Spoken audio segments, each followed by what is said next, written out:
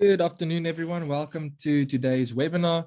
We'll be looking at ZKBioTime 8 basic training, right? We'll be covering personnel, how to set up your department, area, how to create employees, how to add devices, how to set up your global rule, create shifts, break time, timetables, and then how to assign that schedules to your employees, as well as calculation, which is very important, and then looking at one report.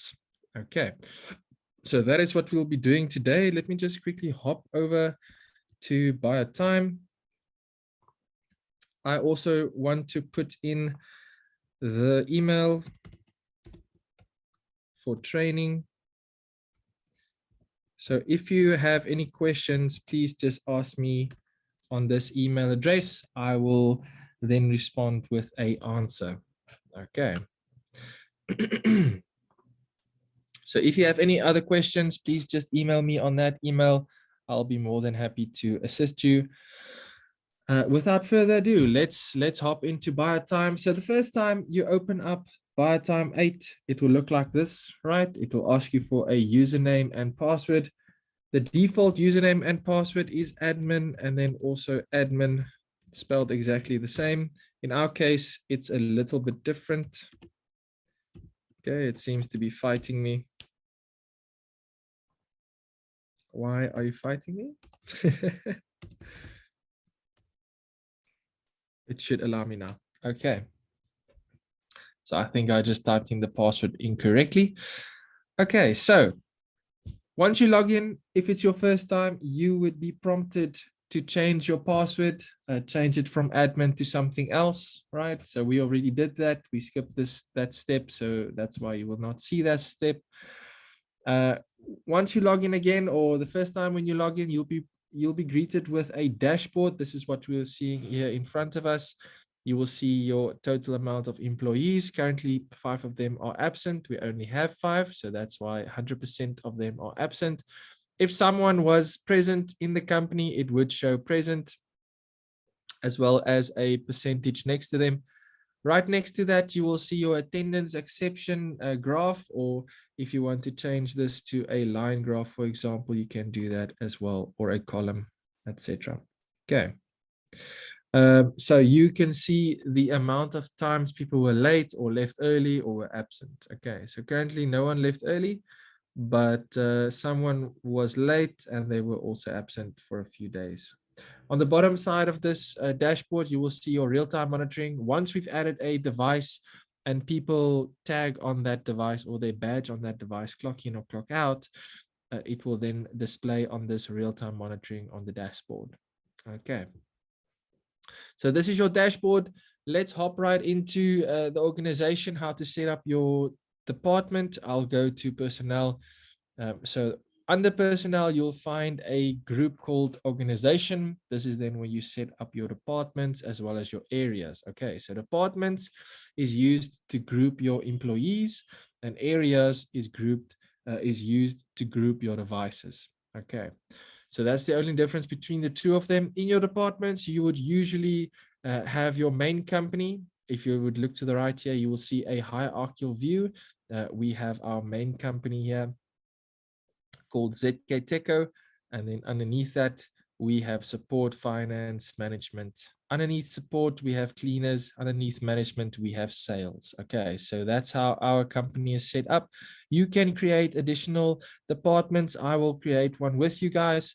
Let me just click on add. You will see that this number automatically increments to the next biggest or the next highest number. So the last one was 6, so the next one will be 7.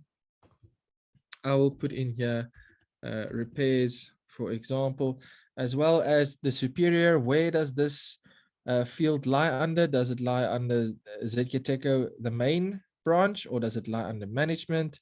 Where does it lie under? I'm just going to put it underneath. Let's put it underneath ZKTeco, for example. I'm going to say confirm. And now if you will see here to the right, if I click on this drop down, you will see repairs, which is now underneath ZKTeco. Okay. So that is how you create different departments by clicking on add, selecting a superior, and then also just naming this. Please make sure that you do not put in any letters, right? So no letters on this code, department code, or any special characters, no special characters. Please make sure that it is a number. Do not start with zeros and then filling in your number. Please start with the number 1 and then going up from there. I think by default, there should always be one department. It might be called department in your case. Yes. Okay. So it looks like there is already one. So this one was called department. We renamed it to say ZKTeco. Obviously, you cannot choose a superior because this is the highest department there is. That's why it doesn't have a superior. In your case, it might be your company's name, for example, and then underneath that you will have sales, finance, etc. Okay, so you'll then be able to create a structure for your department. I will not be touching this option because I'm going to explain it underneath the employees. Okay, you will also be able to edit your departments that was already created. If I click on sales, please note that you cannot delete or you cannot change the department code. Okay, so once you've created a department, that code number is now set. Okay, the only way to open up that code number again is by deleting this department and then recreating a different department with the code that you want. Okay, so please make sure that there's no letters, etc., and that it's a number starting from 1 and going up from there. All right, so you can always rename this and move this around inside of the company. If you do not want sales to be underneath management, but you want it underneath ZKTeco, then now sales won't be underneath management anymore, but it will be underneath ZKTeco. Okay, you can also delete departments if you would like. You'll also be able to see the amount of employees added to each department. So management, cleaners, and repairs does not have any employees added to them. Okay. If you would like to import this list from Excel, you can do that. Okay, so you'll click on import, and then you will first need a template. So you will first need to download a template, otherwise you cannot import any information. The template looks something like this, right? It has a header name, so a field header name, which is department code, department name, superior, etc. Over here, there will be some dummy information or test information that you can change or manipulate according to what you would like. You will then put in your numbers, for example. Okay. So I'm just going to say close this. If you come back here and you choose the file, this is then how you would import your file. So we would just choose your file, say open, and then it will upload. Okay, so once you uploaded this information, it will then display on this list if you did it correctly. You'll also see right throughout the software, there's some options here to the right-hand side above each of the lists that appear, right? So there will be a fit. You can fit this to your screen size. If you would like to fit this, it will then squish up and expand according to your screen size. And also, if you want to expand this software to maybe be covering the whole frame, the full frame, or a full screen, you can do that as well. Or if you want to see what happened in the history of this department, right? So who created departments, who changed, edited, or anything like that with your departments, when did it happen, what did I change it to, for example, etc., etc. So you'll be able to see the whole list of history over here. I think you will not be able to export this. Yeah, you will not be able to export this history list, but you can export the list as is. Okay, so over here we have columns. If I deselect some columns, it will not display anymore, but if I want to display them again, I can just click on them. You can also drag and drop them to be in a different in a different order. Then if I update this information, it will then display, but I'm not going to do that because I like the way it displays. Okay, so that's the columns. The export, if I want to export this list, we have 4 options: CSV, PDF, Excel, as well as text file, which is a notepad to export this information into, or to export this information. You will then be able to export this list of information. Right. The preferences, you will see there's 3 different options. There's a highlight identifier. What that does is it identifies the it highlights the identifier, which in this case is the department code, right? So it might be 1, 2, 3, 4, 5, 6, 7. If I untick this, it will be black with an underscore, as you can see over there. So this is just some preferences. If you don't like the zebra stripes, right, you can also deactivate that. Otherwise, if you do not like the lines that divide each block, you can also take that away if you'd like. Okay, so I'm just going to leave everything on as is because that is what I like. All right, so that is basically your departments, right? Very important if you want to structure your company. You will need different departments. Then on the area is for your devices. Let me just close this departments tab over there at the top. So area is where you create areas or groups for your devices. You will note that each of these different areas have employee counted or counts to them. So this area is Harties, right? And there's 2 employees added to Harties. So 2 of the employees can use the devices inside of Harties. Then also EC for all 4 of the employees can use that those devices, as well as the training room, etc., etc. So you'll also see the amount of devices we have. We have 6 devices, or I think there's 4 devices. If I just want to make sure. There is currently 4 devices, right? So on the area, the maximum amount of devices we have is 4. The reason why this is 2 is just because that there is devices on the not authorized field. Okay, so very, very, very important. Please do not rename this not authorized field or unauthorized field. I don't know what it's called. I think it might be called not authorized on yours as well. Please do not rename this area. Okay, this is very important. You will need to create your own areas. You will see here, I don't know who created a area underneath not authorized. I'm just going to delete this repairs too, because that is not supposed to be like that. Okay, so you'll need 2 lists of areas. The first one is your not authorized, which is the top one over here. I will explain why this is important in a moment when we go to devices. Okay, and then underneath ZKTeco, we have Harties as well as EC and repairs, etc. Okay, so I'm just gonna deselect this, click on area again just to reload that.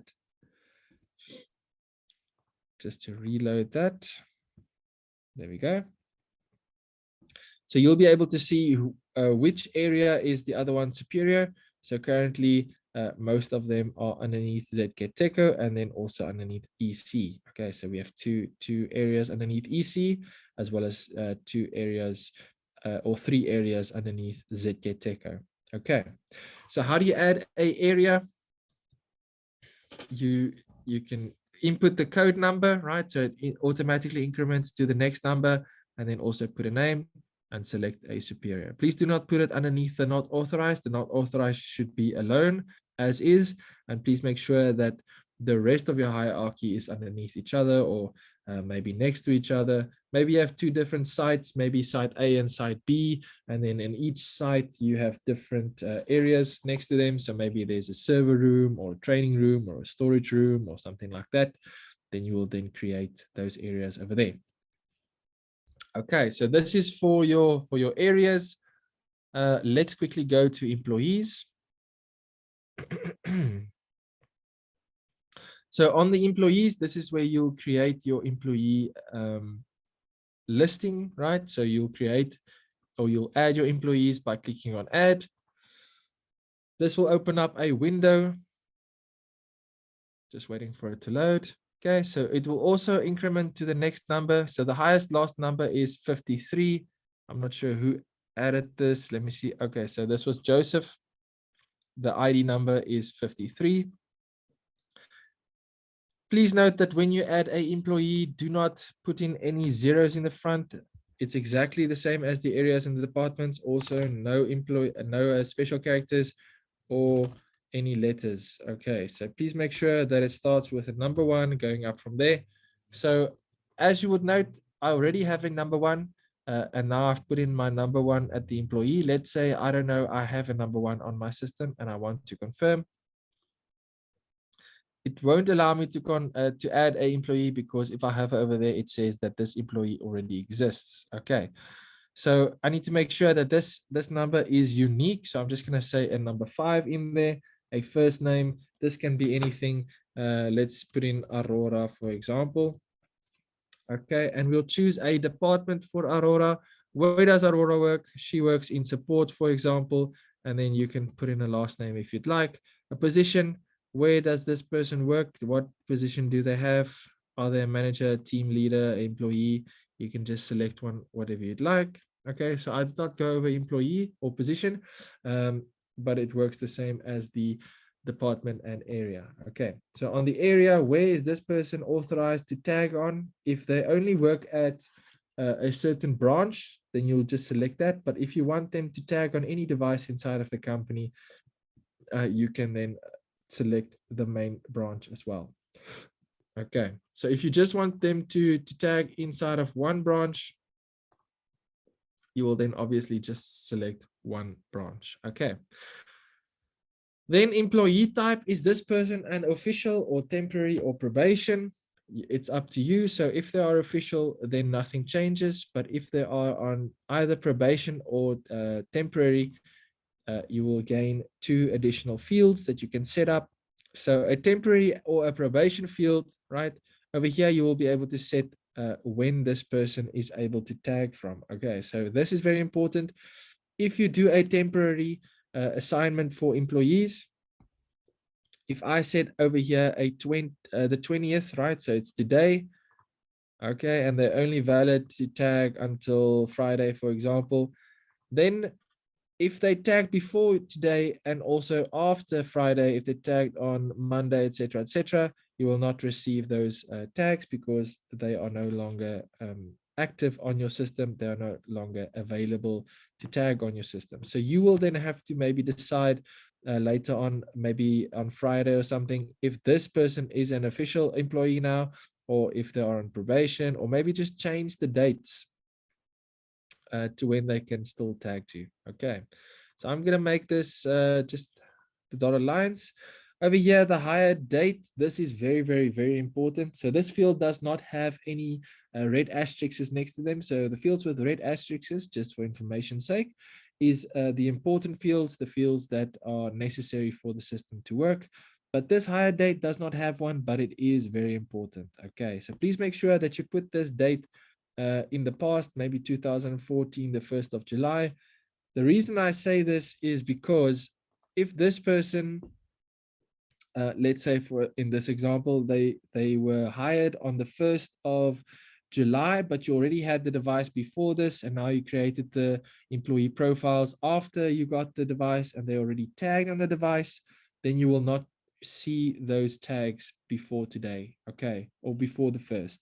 Okay, so let's say you received your device on the 1st of June. They've already tagged for the whole month, and you only created their profiles now on the system, and you said that they started working on the 1st, then you won't see any of the tags from June, okay, or before that. Very, very important. So please make sure that your hire date is correct. Maybe put it before when you receive the device. Okay, so if you put it before you receive the device, then you'll be okay. Okay. Then also here at the top, you will see a profile picture. This is not a bio template. So this is not the picture that your devices will use if you have a facial reader or a facial device. Okay, so a visible light device. If you have one of those, this is not the facial template that it will use. If you will see here on the bottom, this is just some additional information you can input if you'd like. Okay, so over here, let me just say one more thing about this profile picture. It is just a profile picture. It can be anything. Okay, so it can be a rocket if you'd like. It can be literally anything. On the device access settings, if I switch over to that tab over here, then you will see the bio photo, which is then displayed. So currently I do not have a facial reader, so I cannot enroll a facial template for you, but the bio photo is the facial template that the device uses if it uses face. Okay. The verify mode, what is the way your employee can verify on your devices? Let me just plug in my PC. Okay, are they able to use their face or any forms of identification to clock in or clock out? Or do they have to only use their fingerprints or only their IDs or passwords or cards only? Or do they have to use their fingerprint or password? Or do they have to use both, user ID and fingerprint, or fingerprint and password to verify their identity? So this can be, you can leave this on any if you'd like, or you can choose one of the following options that you will see there. Then also a card number if you have a card enrollment reader. Let me just see if mine is plugged in. I just want to make sure that mine is currently plugged in. It looks like it is not plugged in. Let me just plug it in quickly. So if you have a USB, sorry about that. If you have a USB card enrollment reader, it's a plug and play unit. You can plug it in and then you can just click on that field and you can read the card. You will see that your card number is now put in. Please make sure that you delete any zeros in the front, right? So that rule I taught you that you do not put any zeros in the front. Please pull that through right through the software. If you see any zeros in the front, just delete those zeros. Okay. So make sure that there's no zeros on the card number. Otherwise, it will give you some problems. If you know the card number and you want to input this manually, you can do that if you'd like. Okay, otherwise you can just use a card enrollment reader. Obviously, you'll just need to delete that zero if there is one in the front. If you have a device that can enroll cards, right, then obviously you can choose one, but I do not have one of those devices added, so I cannot enroll a card on that device. A PIN, what is that all about? So a PIN number is a PIN that the employee will use on the device if the device has a keypad. Okay, so very important. Your device will need a keypad for the PIN to work. So if you want to input a PIN over here, I will just put 5 there, for example. That is now the PIN for this employee that they'll use if your device has a keypad. Okay, and they want to use their PIN. Then I'm just going to unplug this card reader quickly and then plug in my fingerprint reader. There we go. So you can also enroll your faces as well as palms. From the software side, you will just need enrollment readers. The facial quantity or the facial enrollment, you will need to use Internet Explorer, which is the old Internet Explorer. And then also you'll need a webcam, but I think there is some certain restrictions on that. It needs to be a certain size, etc., etc. I'm not entirely sure on the facial. I think it's best just to enroll your face on the device. Please make sure that there's no shadows on your face or lights that overexposes the light on your face, or there is a light behind your head, or don't tilt your head, don't slant your head, don't smile, just look straight into the camera. Do not have any glasses on or hats or anything like that. It should be almost like a ID photo where you do not smile, etc., etc. Okay, so the best result is a photo with you having a white background. Okay, so if you have a white background, that would serve the best results for the device to identify you. Okay, then also the fingerprint quantity. What is that all about? How do I enroll a fingerprint for this employee? I just click on enroll. Then a window will pop open for this employee, right? You can choose a finger. Let's enroll a finger for this employee. Please make sure when you enroll your fingerprint that the swirl or the swivel should be in the middle of that oval. Okay, so make sure that it is in the middle. Let's enroll the same finger, but on a different spot. I just want to show you guys if there is a duplicate finger on this profile, it will tell me that it's a duplicate. So it will not take that information. Let's enroll a different finger. Please make sure that your swirl or swivel is in the middle. Otherwise, you'll have problems when you want to tag on the device. It will not recognize you. Okay, so I'm just going to cancel that.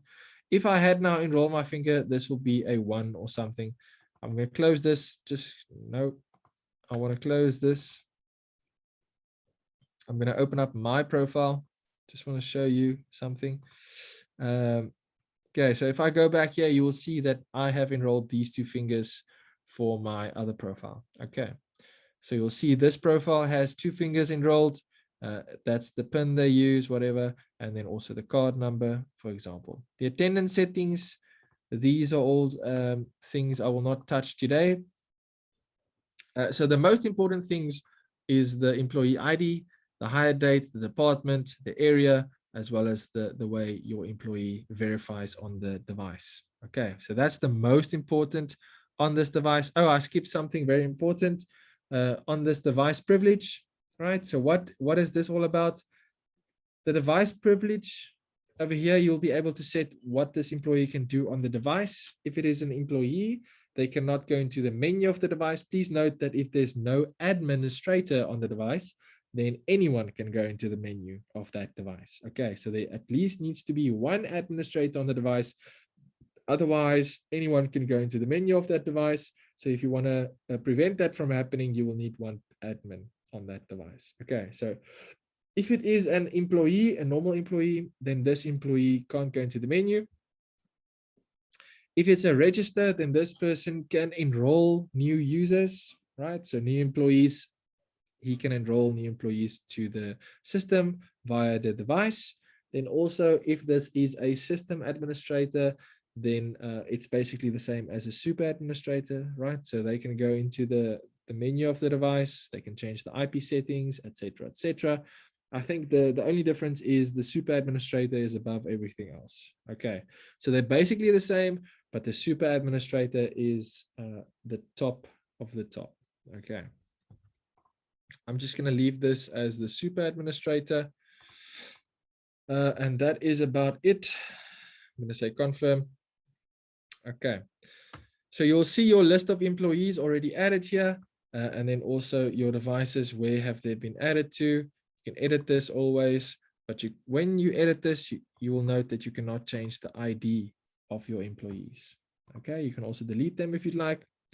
You can do a personnel transfer, right? So what I was referring to on the other underneath organization, on department, etc. This is what I was referring to. Let's say I want to transfer Joseph from, I'm not sure what department he's in. Okay, he's inside of ZKTeco. Let's transfer Joseph to a different, let's not transfer. Let's transfer Nazreen, for example, to a different department. She's currently in finance. I am going to move her to sales, for example. Okay, and you can input a remark if you'd like.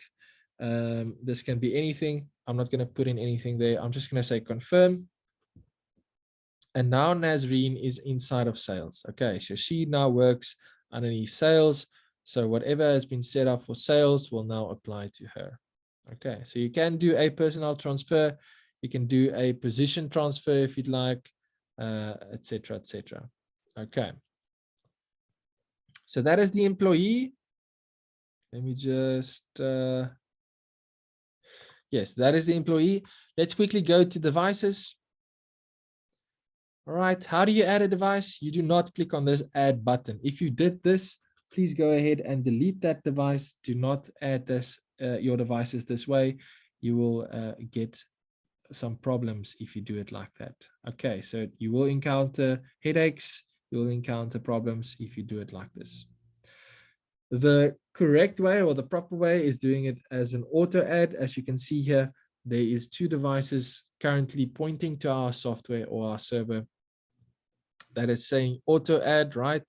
And it's saying not authorized. That is the area. Remember, I told you not to change the name of the not authorized. Okay, so the reason for that is if a device says it's in the area not authorized and it's an auto add, it means that that device has not yet been added to the software. Okay, so currently this device has been added, but no one changed the name. So I'm just going to change this to Horace, just to show you. Okay, so you can always change the name. I'm just going to put here a TL and then a 1. Oh, let's make it like that. Okay. So you can always change the names for your devices, even though they are offline. Okay, so if your devices are offline, they will be shown as a red icon. If they are on the auto add or the not authorized area, there will be a yellow state with an exclamation mark. And you will not receive any information from them because they have not yet been added to your software. Okay, so how do you get your devices to show as a auto add or a not authorized area? Okay, so the way you do that is by the following steps. Okay, so if you added your devices using the add function or the add button, please go ahead and delete those devices from the software. And you'll need to do the following settings. Okay, so depending on how the device is added, you'll be following different steps. So if you added your device via a LAN cable or a Ethernet cable, you'll then use this steps over here, like I've highlighted just now. Okay, so you will find this information inside of the device. So you'll need administrator privileges. You will need to be able to set the IP settings for your device. Okay. So where do you find the IP settings? It will be underneath the menu of the device, and then you'll go to communications or comms on the device. And there you will find Ethernet or Ethernet settings. Okay. So if your device is connected via Ethernet LAN cable, you will then use the Ethernet settings.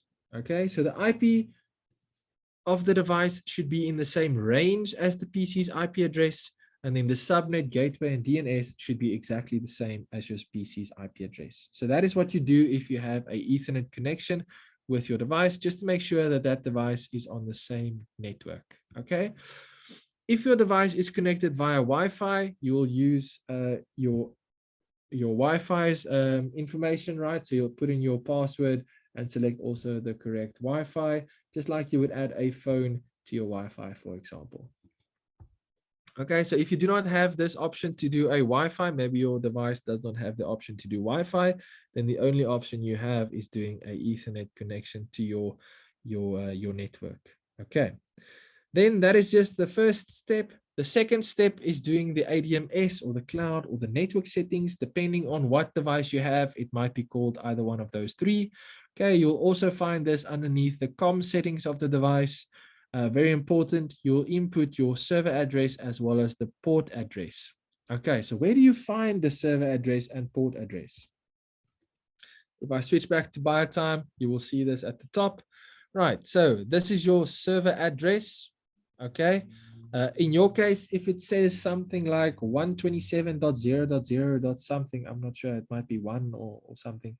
That just means that your software is installed on that PC. So the server address that you'll then use if it's in the same network, right? So if your device is on the same network as your PC, then you'll use your PC's IP address as your server address. Okay.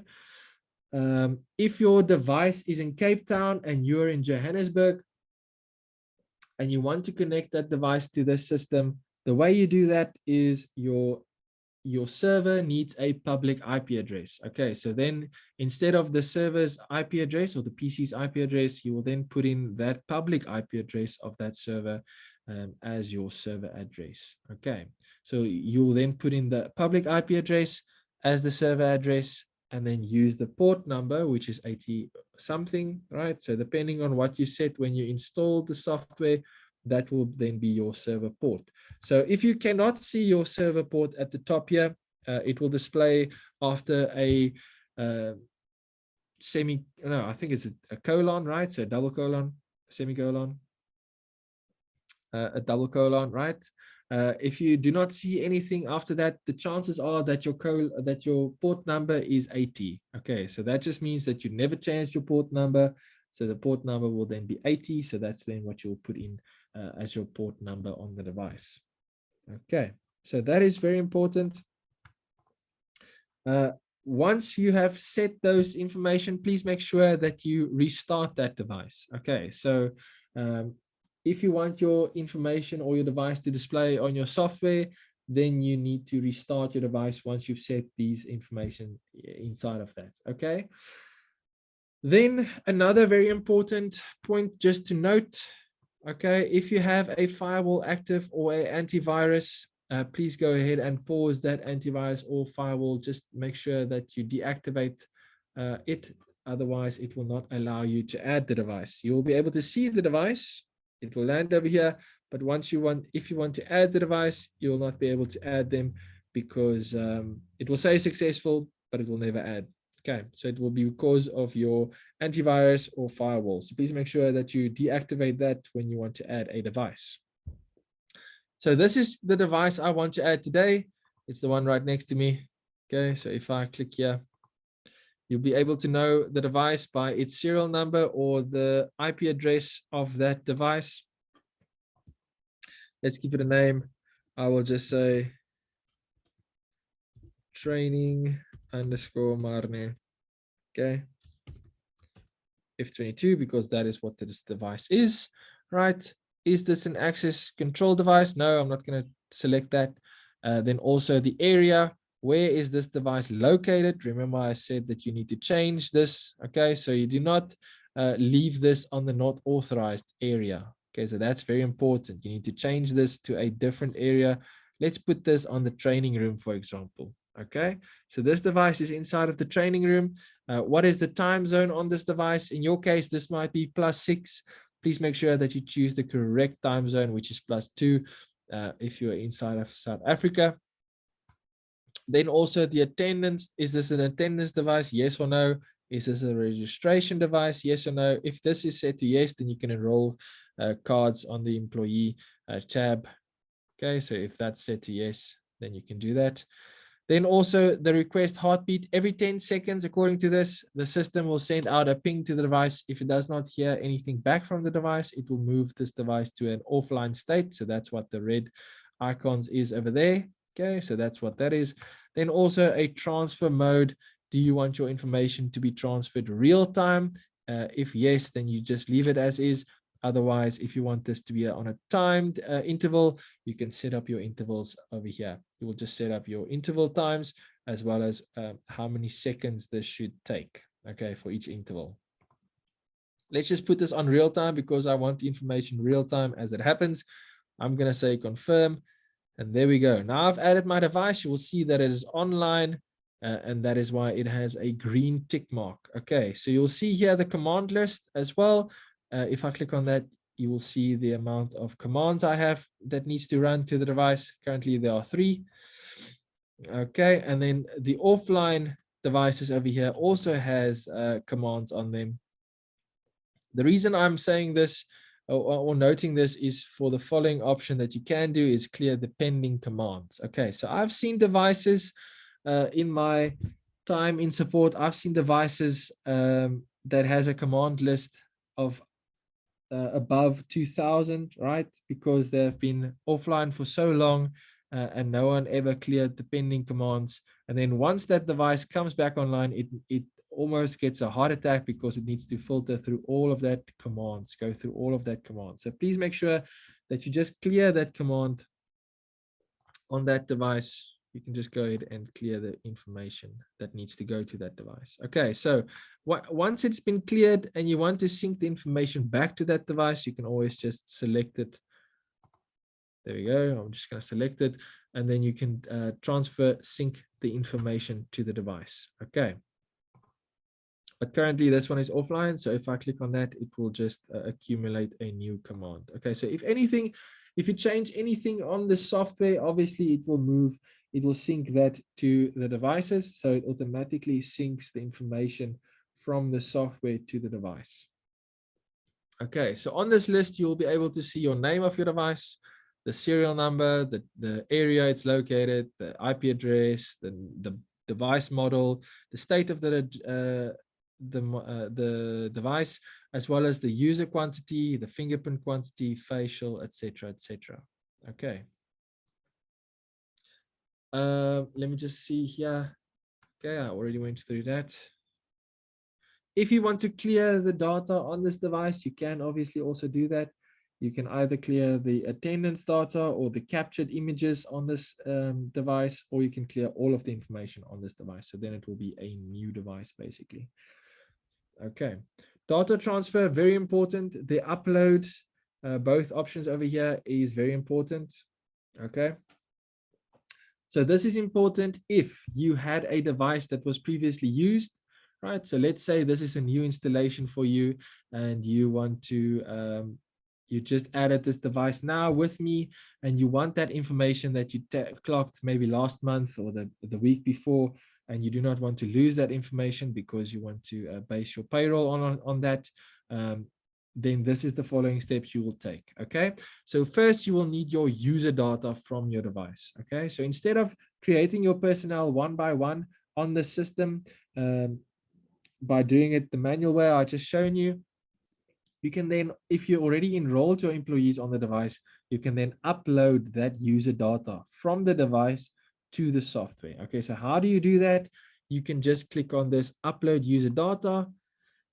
This will then send the information from the device to the software. Okay, so very important. If it says upload, it means it comes from the device to the software.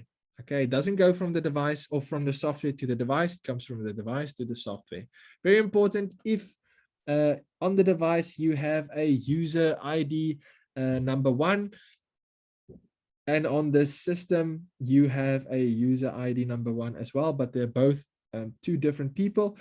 Then if you upload the information or sync the information to the device, then it will corrupt that information. So please make sure that if you are number 1 on the device, you also need to be number 1 on the software. Okay, so you can't be number 2 on the software and number 1 on the device. That will just mash everyone's information in together. Okay, so that's a big no-no. Okay, so now that I've got the user information from the device, let's get all of the transactions from the device. I will select my device over here. I will say upload transaction. How many transactions do you want? Do you want all of them or do you want a specified amount? If you say specified, then you can select a start and an end time. If you say all, you cannot choose that. So let's say specified. I want all of the tags that happened today or happened now, or let's say yesterday, right? Confirm until now. Okay, so I want all of the transactions that transpired between yesterday and now.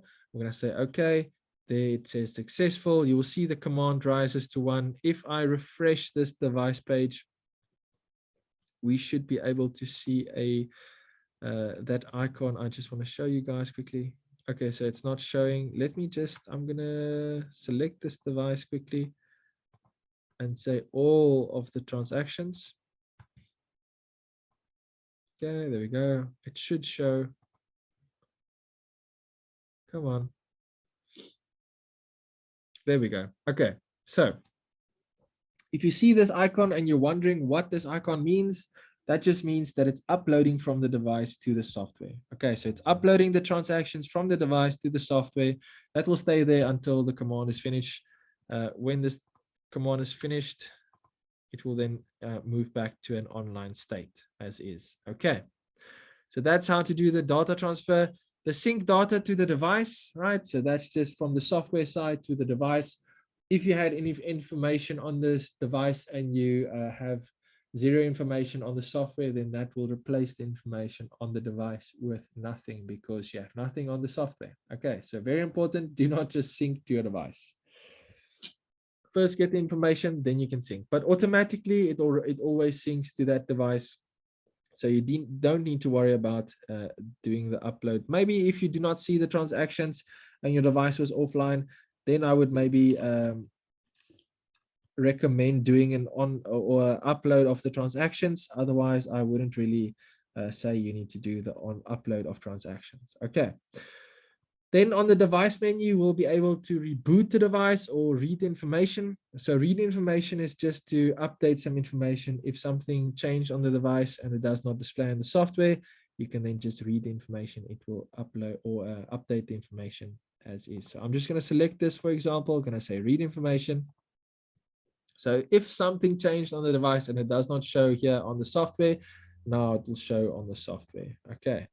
Also, if you want to enroll remotely, right? So if I want to select this device, I want to enroll on this device. I am going to choose number 1, for example. That's the employee ID, and I want to enroll 4-finger. So you'll need to know the ID number of your employee, and then I'm just going to say confirm, and then it's going to ask on the device to please present your fingerprint. Okay, so I'm not going to do that now, but you can do that as well. I'm going to go over that in a moment. Capture setting. Okay, that's pretty much it for devices. Let's quickly go to attendance. Okay, so on attendance, let's go to global rule.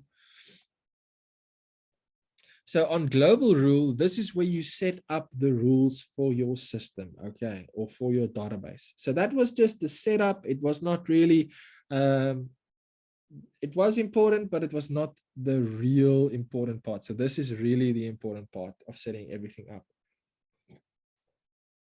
Okay, so global rule, what is that all about? Okay, so global rule, if it's a global rule, it means that it is a rule that applies to everyone inside of the software. So everyone inside of your database, this rule will then apply to them, okay? Unless you specify otherwise. So on the basic settings of your global rule, you will be able to set up your weekend days. So if you work on a Saturday, then obviously you will not select a Saturday as a weekend. Otherwise, if you do and they come in on a Saturday, then they will get additional overtime for that. Okay, so maybe ×2 or something. So if you select your weekends over here, they will then display on one of the reports as a weekend. Otherwise, they won't display there as a weekend, right? So weekend, you can then set up what days of the week is your weekends. Okay, so I'll just select it Saturday and Sunday. You can choose a color for your weekend. Okay, so weekend Sunday we made green, and then weekend Saturday we made gold. And then also the duplicate punch interval we set to 1, which is the default. Okay, so what is a duplicate punch interval? Duplicate punch interval, this means that if it's set to 1 minute, it means that if someone tags on the device, you will have to wait 1 minute before you can tag again on the device. Okay, so if you clock in now, you'll have to wait 1 minute before you can clock out or clock in again. Okay, that's just to prevent duplicate punches and stuff like that. Okay, so the duplicate punch interval is just to prevent duplicate punches.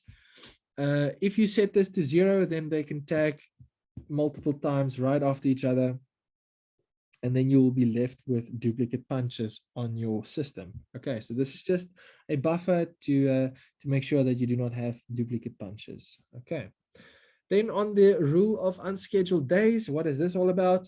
Unscheduled days is a day that you should not be at work, right? So let's say you work shifts.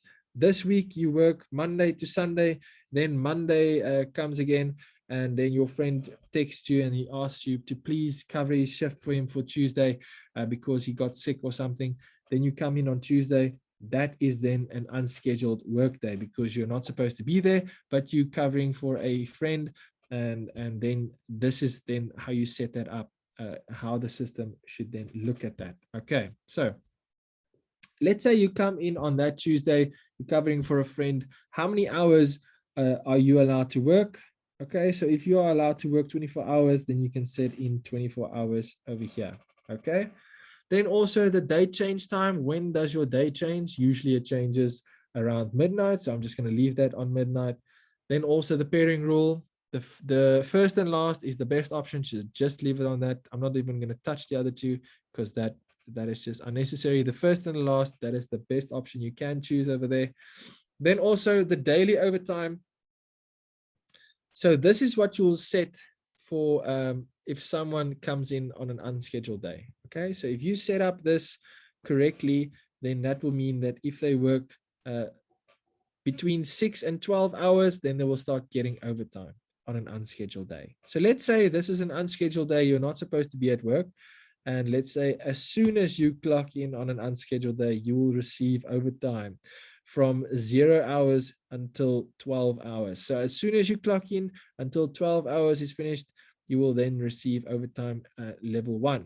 Okay, so let's say in this case, there was 3 different pay scales, pay scale 1, 2, and 3, overtime 1, 2, and 3. Okay, so between 0 and 12 hours, you will receive one kind of reimbursement, right? So maybe you'll be paid 1 1.5 times your normal salary, as well as your on overtime too. Maybe it's 2 times, for example, right? So between 12 and 18 hours, you will then be paid a certain amount, and then also on overtime 3. If you set this up between 18 and 23, right? So if you work maybe 22 hours within an unscheduled day, then you will receive different kinds of overtime. Okay. But if, let's say, you set this up, okay, that's on the overtime, right? So if they do not receive overtime on this, you will then obviously disable this. If you set this up to 6, it means that they first have to work 6 hours before they can then get or receive overtime. Okay, so that is the overtime, how overtime works. I'm just going to click on save here. I'm going to go to overtime rule. Okay, so overtime rule, you will see 2 fields over here. It says weekend overtime as well as holiday overtime. So weekend overtime, what is that? This is for the 2 days that you set on the basic settings, right? So these 2 days, which is your weekend. Okay, so if someone works on a weekend, it will move them to weekend overtime, for example, as soon as they clock in until 24 hours for that day. Okay, so if they work more than 24 hours, obviously this will cut off on 24 hours.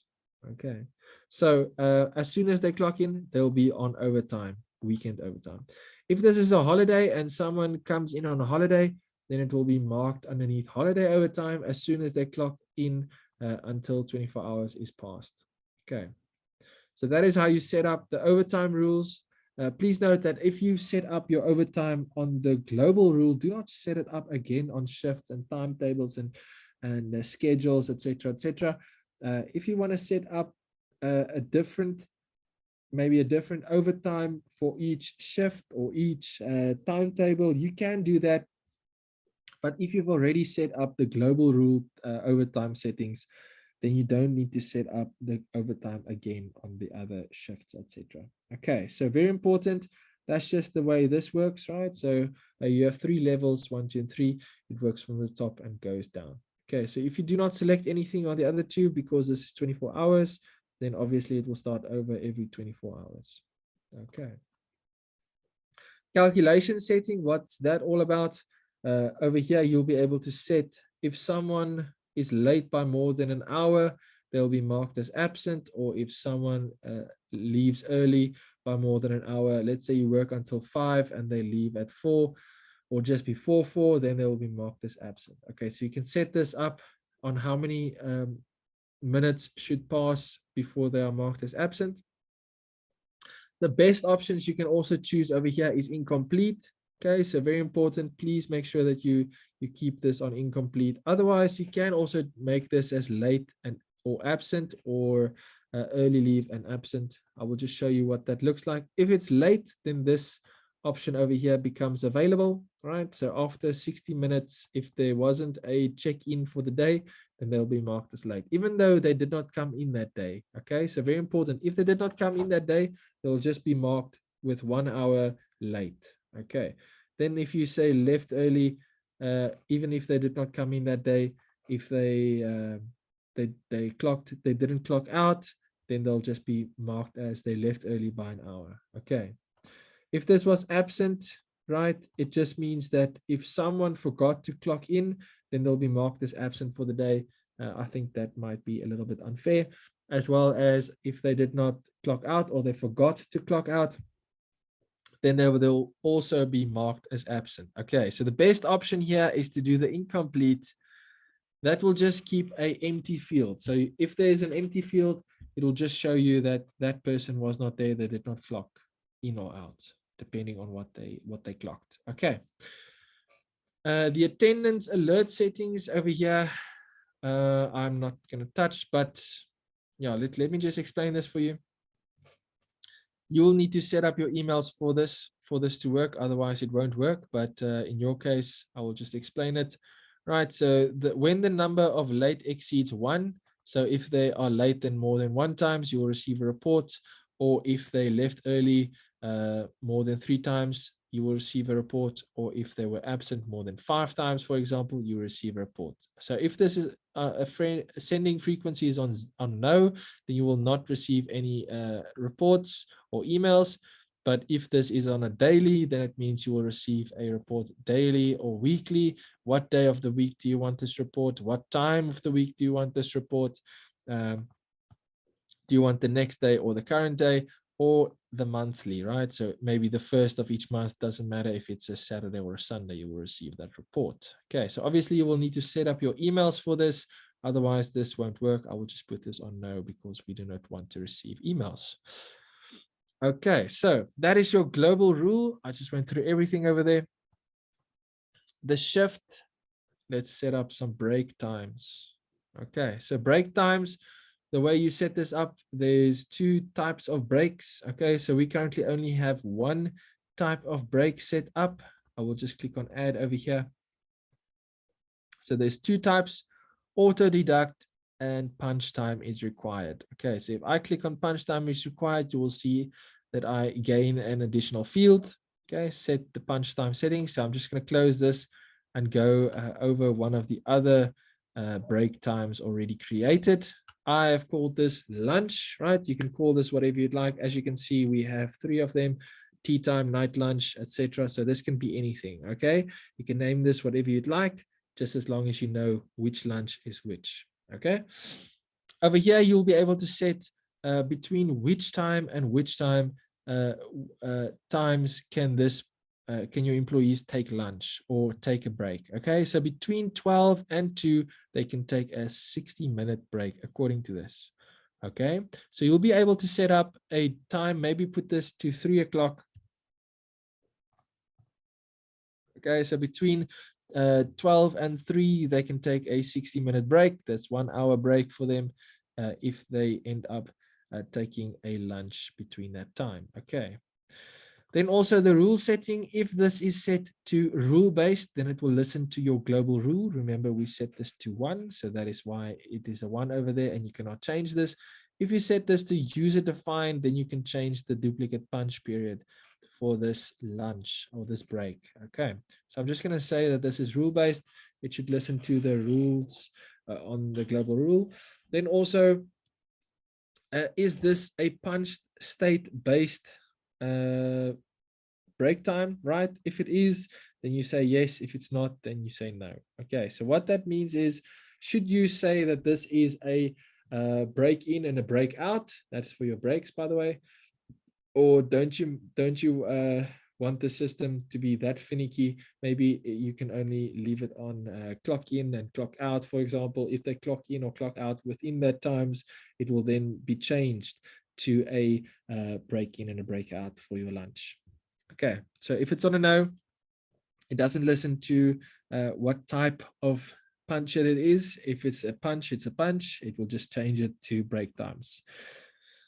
Then on the set the punch settings, right? Set the punch settings for your break time. If this multiple in and out is set to a yes, it means that they can come in multiple times. If it's set to no, it means that once they've taken their lunch, they need to finish that lunch. If they come back, if this is set to a no, then that means the rest of their lunch is now finished. They cannot take the rest of their lunch. If it's a yes, it means that they can come in multiple times. Maybe they have 60 minutes lunch, right? So maybe they want to take 10 minutes now and then work another hour and then take the rest of that in the next hour. They can do it if it's a yes. Okay. The minimum time of break they need to count as break. So if this is 0 minutes, that will just mean that they can take a lunch for 0 minutes, for example. Okay. Early in and late in, what happens if they come in early, right? So let's say they come back with more than 10 minutes to spare for their lunch, but they're never going to take that last 10 minutes. Do you want that 10 minutes to then count towards their regular working hours, or do you want it to count towards overtime, for example? You can set that up if you'd like. Or if you do not want to let this maybe count to their work time, you can just disable this. Okay. Let me see here. If someone comes in late, by more than 5 minutes? Do you want them to be shown as late in or early out? They left early for work or they are absent for the day. That's up to you. You can set that up according to what you would like. I'm just going to say confirm here. Okay, never mind. So the reason it gave me that error is because this lunch is already added to a timetable. So if I want to change something now on this lunch, I'll first need to take this break time off of the timetable. Okay. So if I go to timetable over here, you will see the different timetables we've created. We've created a night shift, a default timetable, a flexible one, as well as a time X2. Okay, you'll also see they have different colors. Okay, so you can add different colors. So let me just show you the difference between the two timetables that you can create. You can either create a normal one or a flexible one. If I click on that, it will just open up a window. I'm just going to edit this flexible over here to show you. So you can name this timetable whatever you'd like. I named mine flexible, so I know which one is a flexible timetable. Then the most important thing for a flexible timetable is the amount of work duration. Okay, so you wouldn't normally care about when they should check in and check out. You just want to make sure that they should at least work 48 hours. So this is a very flexible working environment. Maybe it's like a contractor or something like that, that you do not care that they have to be at work at 8 and leave at 5. They can come in and out whenever they want, as long as they just work 480 hours within that, or 480 minutes within that day. Sorry about that. Then if you want to select the color, you can do that if you'd like. And then also what type of work is this? I am going to skip all of this because this is covered in the other timetable that I'm going to go over just now. Okay, so I'm going to go over normal timetable. Let's open up a default one, for example. Over here, you will see that the default timetable starts at 6 and ends at 3, right? So this person works from 6 till 3. When should the check-in start, right? So when should they be able to start checking in, right? If you set this to 2 o'clock a.m., right, so 2 a.m., that will mean that they can start clocking in from 2 a.m. If they clock in before 2 a.m. in the morning, then unfortunately that clock will not be recorded. Okay, so you need to make sure that the check-in time is before the time that they start checking in every morning. When should this check-in state end? Okay, so after 10 o'clock each day, if they maybe tag in, they come into work 1 past 10, then that will not be a check-in anymore. That will be whatever that is. They'll be as late. Okay. Then also the work day. This is just for this just means that this amount of work that they need to work is needs to be finished within 1 day. Okay. So this does not stretch over 2 days. This is for each day. They need to work a set amount of hours. Okay, so they need to check in at least at 6. They can come in early if they'd like. They can still check in until 10 o'clock. Okay, obviously they will be marked late if they come later than 6. Okay, and they need to work until 3. Okay, so they can start leaving 5 minutes to 3. And then they can work late, maybe until midnight, just before midnight. So before midnight, they need to leave the work. If they do not check out at midnight, then I'm sorry, you will not see that that tag. Okay, so this is for a day work, right? So this is the reason I put this to midnight is because I want to see if someone worked overtime, for example. Okay, so that's just the reason I put this to 23:59. Then break time, if you switch to break time, you'll be able to select different breaks. So if you want this break to apply to this timetable, you can do that by just selecting the breaks. Then the unscheduled time settings, if you want this timetable, if someone comes in on this timetable and it was not scheduled for them, what should this then count towards, right? Should this be a regular working hours and they should at least work 10 minutes? Okay, so if they come in early, okay, so this unscheduled time settings, sorry, this unscheduled time settings is if they come in on a day and it's early, right? So this should then be marked as regular hours. Okay, if they come in late, what should then it be marked to? If they leave late, right? Should this then be marked as overtime? Yes or no? If this is minimum 30, it means that they need at least 30 minutes of overtime before it can start counting overtime. Okay, so if this is set to 30, it means that they need to at least work 30 minutes after 3 o'clock, according to this. Okay, so they need to work 30 minutes after 3 o'clock to start counting as overtime. Okay, then the overtime rule. What is the maximum amount of overtime for this timetable? Is this the maximum amount of overtime they can work on this? Also, the overtime, how does that work? Do you want this to be a normal overtime or overtime 1, 2, or 3? You can choose what this should count towards. I've already explained this on the global rules, so I'm not even going to explain this. Let's leave that maximum overtime there. Then the rule setting, clock in is required, yes, and also a checkout is required, yes. So I would leave that on yes, both of them. That would just allow you to see how long they worked. If that is set to a no, then obviously the system won't be that accurate to tell you, listen, they came late or they worked overtime, etc., etc. Okay, so you'll need to have yes on both of them for the system to work as best as possible. Otherwise, it won't be able to accurately calculate the amount of hours your employees worked. Okay, allow late in. If this is set to 15 minutes, it means that they can come in 15 past 6 and still be seen as early or on time, right? So if they come in 15 past 6, then they will still be allowed to clock in on a normal time. They will not be penalized. If this is 16 past 6, then they will receive a late in. Okay. If they left early, maybe by 5 minutes, so I think that is 2:55, right? Then they will still be marked as they left on time, so they did not leave early. If they left 6 minutes past 6 minutes to 3, then obviously they will be marked as left early, for example. Okay.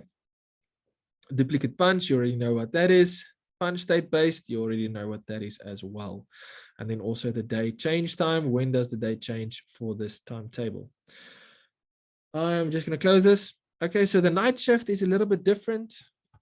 So this is also a normal shift or normal timetable. You can call it whatever you'd like. Then the only difference is I have added ones to the right here. That just means that this crosses over to the next day. Okay, so remember the rule setting, when does your day change? Your day changes on midnight. So this needs to cross over to the next day. They start on the previous day at 6 o'clock and they work until 9 o'clock the next day. So this has to cross into the next day, for example. Okay, so they can start checking out before 5 minutes to 9, and they can end their working hours 10 o'clock the next day. They need to be at work at least 5 o'clock, and they can come late, maybe until 7, right? So they need to be there at 6. Okay, so that's just basically how you set up a night shift, just to show you guys for interest sake. Then on the shift, how do you set up your shifts? Okay, so you'll see here we have 4 different shifts. We have a night shift, shift 3 test, as well as shift 1. If I click on this, you will see the information displayed on the right-hand side. So for this one, this is set to 2-week cycle, right? So every 2 weeks it cycles. Okay, so week 1, you will work on Monday and Tuesday. Week 2, you will work on Wednesday, Thursday, and Friday. Then week 3, for example, will then be actually week 1 again. Okay, so it will cycle every 2 weeks. So week 4 will be week 2, etc., etc. Okay. Then you will see this one has a auto shift enabled. I will explain that in just a moment.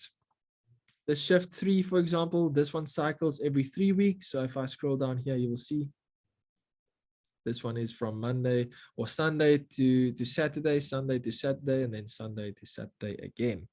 Okay, each one is a little bit different. If I click on this night shift, for example, you will see here that this is night shift, night shift, night shift.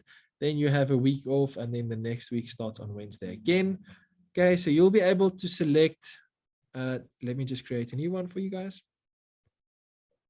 So you'll be able to create a shift. You can call it whatever you'd like. Okay, then you will see on the right hand side, you will see your weeks or your units, right? You can then decide if this should cycle for each day. So if it's on one, it means daily. You work maybe on the default shift or the default timetable. Okay, so every day is the same, 7 days a week, you work on the default. Okay, if this is every 2 days or 3 days, let's say the first 2 days you work on default and the last day you work night shift, then again, the next day you start again on the default, for example. Okay, so that's what you would, if you set that up, you can do that like that. Otherwise, if you have a month, okay, you will see your month, day 1, 2, 3, 4, 5, 6, 7, 8, 9, 10, for example. This cycles every 3 months. Let's say for the first month, you want the first 4 nights or the first 4 days to be night shift. The next month, the first 4 days should be default, as well as the last month, third month should then be time 2, the first 4 days. Then this goes on until 31. Okay, so you will be able to select this every something days, your shift cycles. Okay, so I'm just going to cancel here.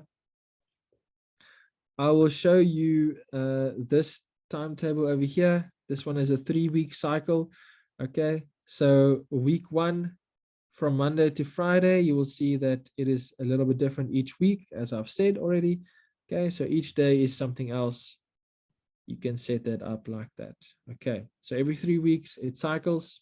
I think you already get the gist of it. What is the difference between a auto shift and a not auto shift? So the not auto shift does not have this one enabled. Okay, so that let me go to this test over here. I'm going to say this auto shift. Okay, I'm just going to change the name. So this one has the auto shift enabled. This one allows you to mash up 2 different or 3 different or maybe all of your timetables together within one day. So if I click on this, you will see that there's 2 different timetables within a day. This one also 2. This one has 3, for example, or 4, right? It has ×2 flexible default as well as night shift within one day. So you will be able to mash up different timetables within one shift. So if you have auto shift enabled, then you will be able to do this on each day. Okay, so you can mash different timetables together. Then obviously the overtime rule, if you would like overtime, weekly overtime, you can set that up. I'm just going to say confirm here just to save that name to auto shift. Okay, so that's the only difference between the auto shift and the not auto shift. Let's go to schedule assignment. Right, so on schedule assignment, this is actually where we schedule or we assign different shifts to employees. Please note that you can just be on one shift at a time. Okay, so if you set up a department schedule, right? So if you set up a department schedule, it will mean that it will only be active for that one department. So you will see that we already have 3 or 4 different department schedules. Okay, each one for a different department. You can create one for a new department, for example. Hopefully I added repairs in this recording. Yes, there we go. Okay, so let's add a department schedule for repairs. Okay, I'm going to select repairs. You can select multiple departments if you like. I'm just going to select repairs for this demonstration. I'm going to select shift number 1, and then very, very, very important, you need to select the start and the end date. Okay, so if you leave it as is and you say confirm, you will then have to delete that repairs. Otherwise, after this month, when it's the 1st of next month, you won't see any transactions coming through. Okay, because they won't be working. If they had employees in the side of this repairs, they would have not been working on this shift, for example. Okay, so then their shift ended. You cannot edit it. The only way to change it is by deleting and then adding a new one. So I'm going to add one for repairs, for example. I'm going to say shift again, shift 1. Very important, you need to select the date, when this happens, right? So if you received your device last month, maybe the beginning of last month, then you need to select that day, or just the day before that, for example. Okay, so that just to say that this shift started before you received your device.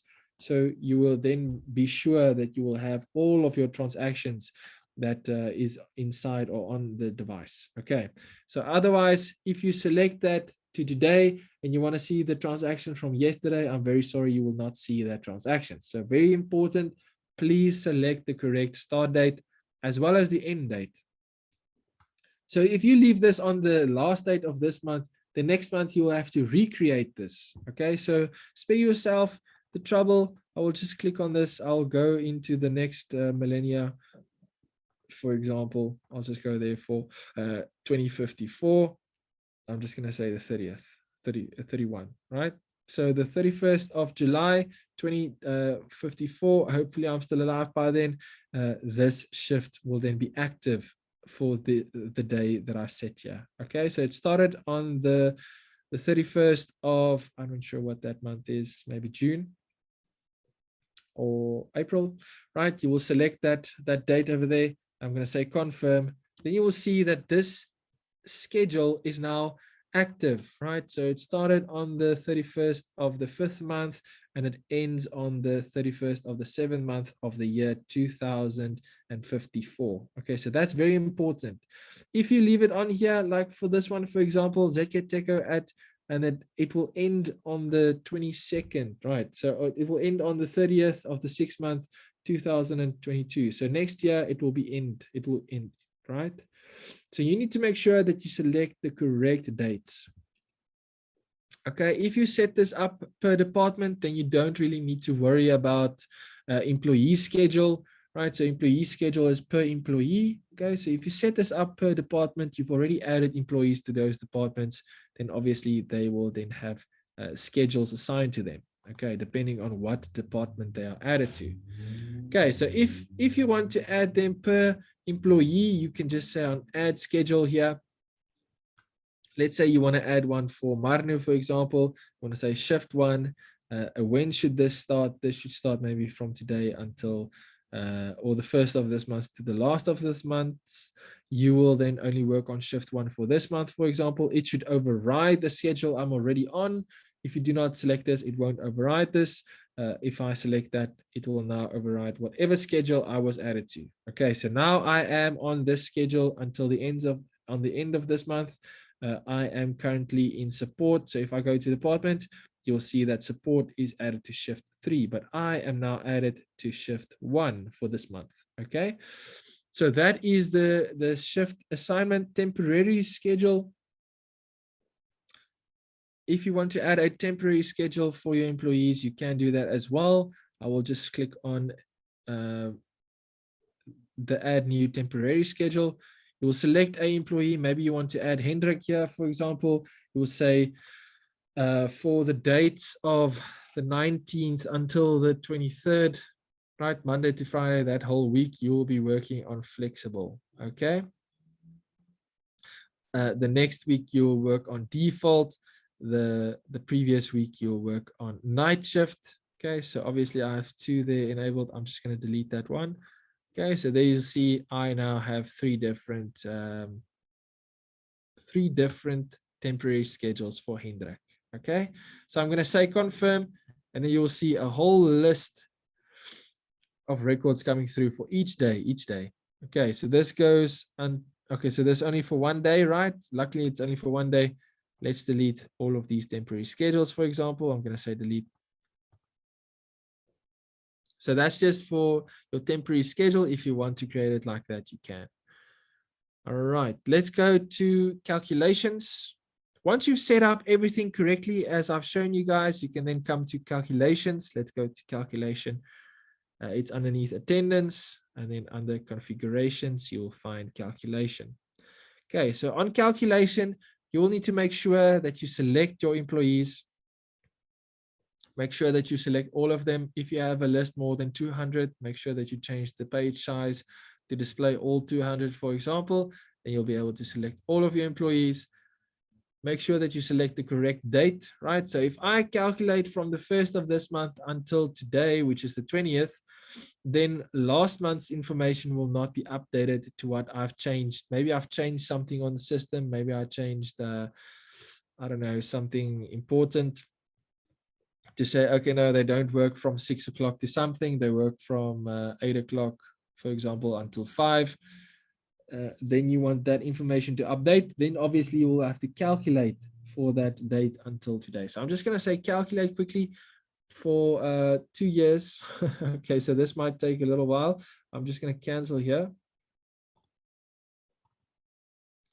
I'm going to say until the 30th from last month until today. I'm going to calculate. There we go. Okay, so now it's successful. Now all of the information from that date until today, the information has now been changed. Okay, so let's quickly go to the daily report.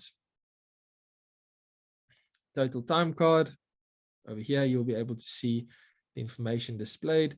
If I select for the whole of ZKTeco, I want to see everyone inside of there. Then you'll see Hendrik pop up first because he is employee ID number 2.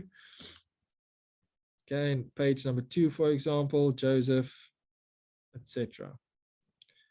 So let's see everyone in support. You'll see Marnu, for example. If you have multiple departments enabled or activated, you will see multiple tags, right? So Hendrik, Marnu, etc., etc. If you want to see for a certain individual, then you can just click on this employee over here and then select your employee. Maybe you just want to see for Marnu, for example, you're going to say confirm, right? So this is then user defined. And I want to see maybe for the first, maybe from the 30th or the, yeah, let's move it from the 1st and then the 2nd, which was a Friday. And we'll only display those 2 days. Okay, no, this is the next month. Let's move this from the 1st, for example. Okay, so it will only display those 2 days, right? So within this day, I checked in. Let me just see here. Yeah, I checked in at 6 and left at 5. I worked a total of 11 hours. On here, I checked in at 8 and I left at 5 again. I worked a total of 9 hours. Okay, so you'll be able to see the amount of hours I worked as well as the timetable I was on. Over here, there was no timetable assigned to me. I think let's use number 2, Hendrik. He was very active on this system as well. Let's move that day until today. Let's move this back one month, or not 1 year, 1 month. And I've created some information for him, right? So the 15th of last month, you will see that he checked in at 6. He left at 18:35. He worked a total of 9 hours, 9 minutes, right? The worked hours, right? How many times he took, how many hours he took break, he braked in, etc., break in and out, total hours, break hours he took, etc., etc. Then also if there was any remaining time. Remaining time, that just means the amount of hours that your employee needs to work in to actually receive that time that he should have worked for that day. So if you said that you would work from 6 to 3, then I don't know how many hours that is, maybe 8 or something. Then you need to work 8 hours, for example. Okay, so if you work any less than 8 hours, it will tell you that, listen, you still need to work 3 minutes, for example, to become 8 hours. Okay. Over here, he was late, for example, the regular working hours. Over here, you worked 8 hours, 74 minutes over here, for example. If you want to see different columns, you can. I think there is a check in and check out. You can do that as well. And then also the overtimes 1, 2, and 3. If there was maybe maternity leave, if you set that up, or annual leave or anything like that, if you want to see that information, maybe weekend or holiday overtime, you want to see that, then you'll just need to activate that to display in this list. Now I can see the weekend as well as the holiday overtime, if there was any. Okay, so that's basically it. That is the training for today. I hope you had a wonderful day. Let me just see. I just want to make sure. Yes. Okay. So I said something in chat. If you have any questions, please just send me an email to training@zkteco.co.za. I'll be more than happy to answer those questions for you. Yeah, let me just stop the recording now.